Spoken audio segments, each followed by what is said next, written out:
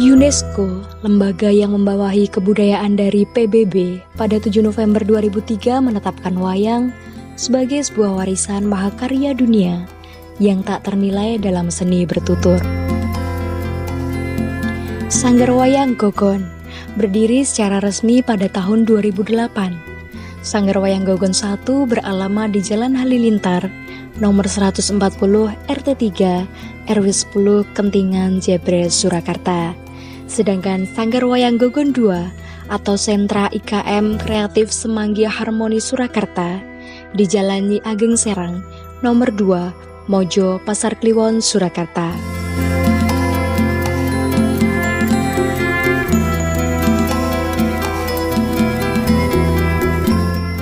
Sejarah Sanggar Wayang Gogon bermula dari nama Margono. Kawan-kawan sekolah sejak SMSR memanggil Margono dengan nama Gogon. Sejak SMSR dulu tuh, sampai nama saya asli saya kan Margono. Margono, terus saat kita gojek-gojek sama teman-teman, nek nyeluk itu gon seperti itu. Nama sebutan. Iya, nama sebutan. Akhirnya sampai lulus SMSR sampai kuliah, kalau nyebut saya namanya Gon, akhirnya jadi Gogon. Terus pada tahun setelah saya lulus kuliah lulus tahun 2007, terus tahun 2008 saya mendirikan sebuah sanggar yang saya namakan Sanggar Gogon.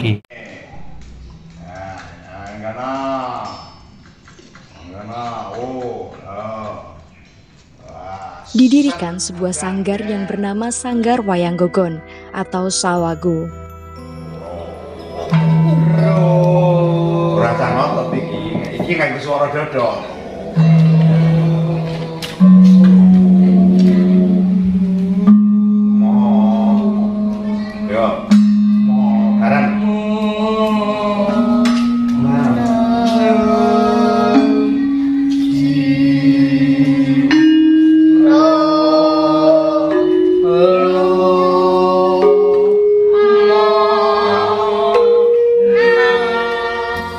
Setelah lulus SMSR jurusan Seni Rupa, lalu Margono masuk ke ISI Surakarta jurusan Pedalangan. Setelah lulus dari ISI tahun 2007, semula Gogon menempati kos yang akhirnya dibeli pada tahun 2008. Kemudian kos tersebut didirikan sebuah sanggar yang bernama Sanggar Wayang Gogon atau Sawagu. SMA-nya Seni Rupa. SMSR. Iya, SMSR di Solo juga. Banyuanyar niku. Iya, Banyuanyar. Terus bar niku saat sekolah di SMSR itu pekerjaan atau tugas sekolah kan banyak banget. Akhirnya saya tidak bisa menekuni atau membuat wayang pesanan karena banyak tugas-tugas seni rumah itu banyak. Nah, akhirnya saya saat kuliah saya mengambil pedalangan. Kebetulan saya juga dari kecil juga bisa dalang, terus akhirnya saya masuk ke pedalangan. Nah, kalau di pedalangan hanya hafalan yang kita pelajari.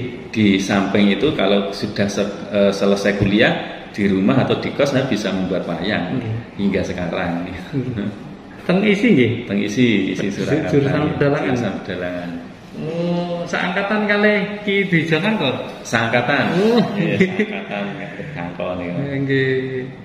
Sawago sering mengikuti pameran diantaranya di Jakarta, Surabaya, Bali, dan bahkan di luar negeri seperti Los Angeles, Hollywood, San Francisco, Thailand, dan lain-lain. Kita sering pameran ke yang langganan itu di Jakarta, itu tiap tahun hampir 3 kali. Jakarta, Bali, sama Surabaya. Itu sering itu. Terus selain di Indonesia, kita pameran juga di luar negeri. Di mana saja?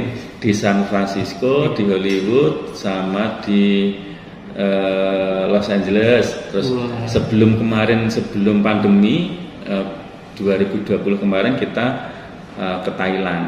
Thailand itu juga ada pameran, ada workshop, ada pertunjukan juga. Awal mulanya memproduksi wayang dari partai kecil dan sekarang sudah berkembang dengan karyawan sekitar 25 orang. Semenjak sebelum pandemi, karyawan mencapai 90 orang, dan pandemi melanda tinggal 25 orang.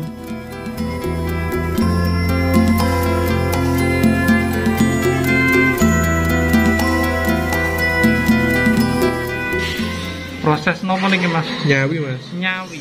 Seperti arsiran nih. Rapi, manis gitu.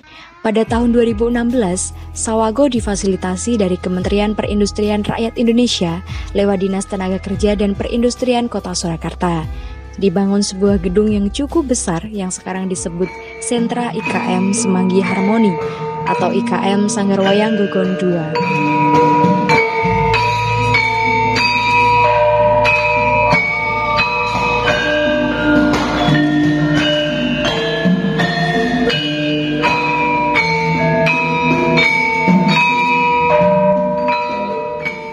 Difasilitasi dari Kementerian Perindustrian lewat Dinas Tenaga Kerja dan Perindustrian Kota Surakarta difasilitasi tempat ini. Oh iya. Itu tahun 2016 diseleksi, 2017 ACC, 2018 itu pembangunan, 2019 kita tempati sampai sekarang.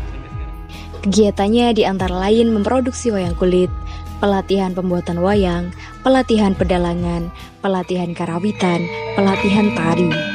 Siswa-siswinya mencapai 280 orang dan berjalan hingga sekarang.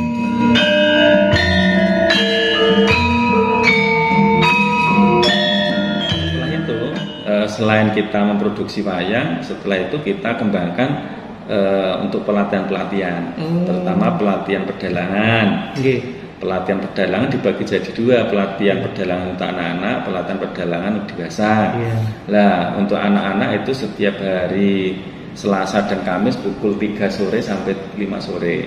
Itu terus pelatihan pedalangan dewasa setiap Selasa dan Kamis setiap pukul setengah 8 sampai 10 malam. Terus setelah itu ada pelatihan tari. Pelatihan tari kita laksanakan pada setiap hari Rabu jam 3 sampai 5 sore. Terus ada pelatihan karawitan. Pelatihan karawitan itu setiap hari Minggu jam 2 sampai jam 5 sore. Di sini ya. Di sini.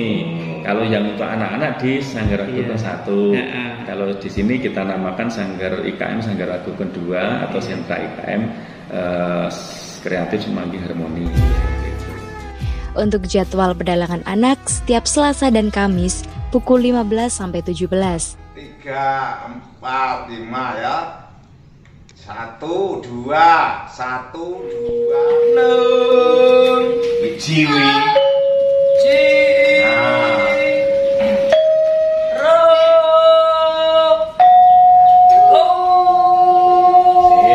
Mas sinten niki? Muhammad Iqbal Gilbran. Gimana rasanya ini bermain wayang? Nggih. Penak. Enak nggih. Nggih. Jenengan teng mriki pun suwe nggih latihan. Nggih, sampun suwe. Nggih. Tokoh favorit napa, Mas?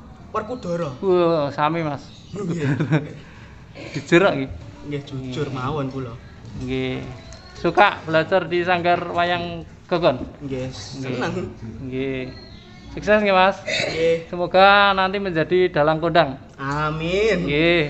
Guru itu sangat bahagia ketika murid-muridnya itu nanti akan berkembang. Nggih.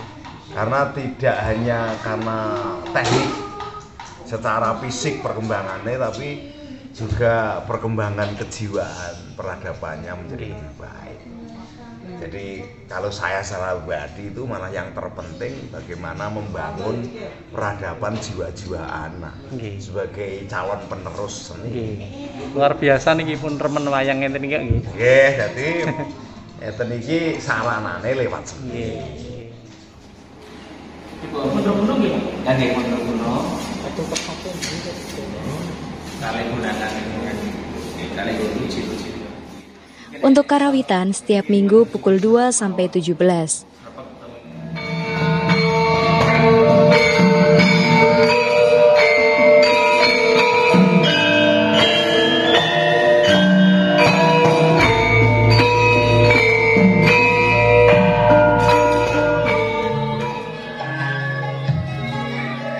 Dan Untuk tari setiap Rabu pukul 15 sampai 17.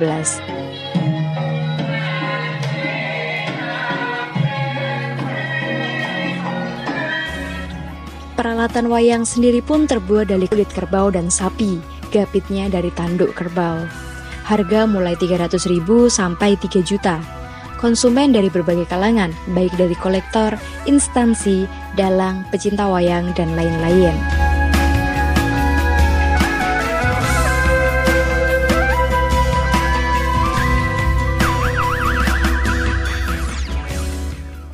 Untuk proses pembuatan, kita tentunya yang terpenting adalah pemilihan bahan. Pemilihan bahan itu adalah kulit yang utama. Kita tinggal memilih kulit sapi atau kulit kerbau, tinggal kegunaannya. Misalnya salah satu contoh, salah satu kulit sapi itu juga ada kelemahan, ada keunggulan. Untuk kulit kerbau pun juga sama. Nah, setelah kita setelah pengeringan dari pengerok itu, kalau di tempat kami masih saya proses. Misalnya kita membuat wayang Werkudara. Kita membuat wayang Werkudara itu kita potong sesuai dengan ukuran Werkudara. Terus kulit itu kita rendam lagi. Kita rendam lagi sekitar 3 sampai 4 jam. Kalau sudah lemes itu kita entas, terus kita penteng di papan agar supaya kualitas kulitnya itu lebih bagus dan rata. Itu jadi proses seperti itu ya. Itu kita memakan waktu sekitar seminggu. Itu. Nah, setelah nanti kita seminggu itu sudah kering dan kulit itu menjadi rata, baru kita tetel atau dicopot. Terus nanti kita desain Werkudara. Nah, pemilihan kulitnya, kandel tipisnya pun juga diperhatikan, terutama untuk kalau Werkudara pundak itu harus kandel gitu. Karena fungsinya jangan sampai kalau Werkudara pundak lemes nanti disolati rapena. Itu kan pemilihan kulit dari awal itu menentukan kualitas si wayangnya itu. Beda dengan buta, buta kandel kok raben nak disoloke lah. Buta itu seharusnya ya tipis. Malah tipis. Tipis dalam arti atas itu tipis, bawah itu agak tebal. Itu supaya dipegang itu enak seperti itu dan lain sebagainya. Satu tokoh itu berbeda. Nah, setelah didesain, proses selanjutnya adalah ditata. Nah, ditata pun juga melalui proses yang banyak, mulai dari ngapangi, menatasi, ngelakari, ngetoki dan sebagainya. Itu banyak sekali. Setelah selesai proses nata, semuanya selesai, terakhir dibaleni itu di tepinya itu pasti ada grenjel-grenjelnya sedikit, itu dihaluskan ya. Setelah dibaleni terus baru diamplas. Nah, setelah diamplas lalu dipres dengan cara sisa amplasan itu dilap dengan kain atau yang basah atau malam-malam itu. Setelah itu debunya hilang baru dipres bisa ditempatkan di dalam kaca atau dalam triplek dan sebagainya. Yang penting itu rata, bisa rata ya, tidak melengkung. Nah, itu setelah kering itu biasanya 1,5 hari baru kering. Terus selanjutnya baru proses sungging atau nyungging. Nah, proses nyungging itu juga melalui beberapa tahap. Pertama itu dasari, terus mernani dari nom ke tua dan sebagainya. Terus enak terjem, enak nyawi, enak maleri dan sebagainya sampai selesai. Terakhir adalah ngedus. Nah, setelah ngedus baru finishingnya digapiti. Ngedus itu dilapisi. Dilapisi. Jadi warna yang sudah jadi dilapisi dengan kalau zaman dulu memakai ancur, tapi kalau sekarang memakai rakol. Terus perkembangan zaman lagi sekarang memakai mowilek.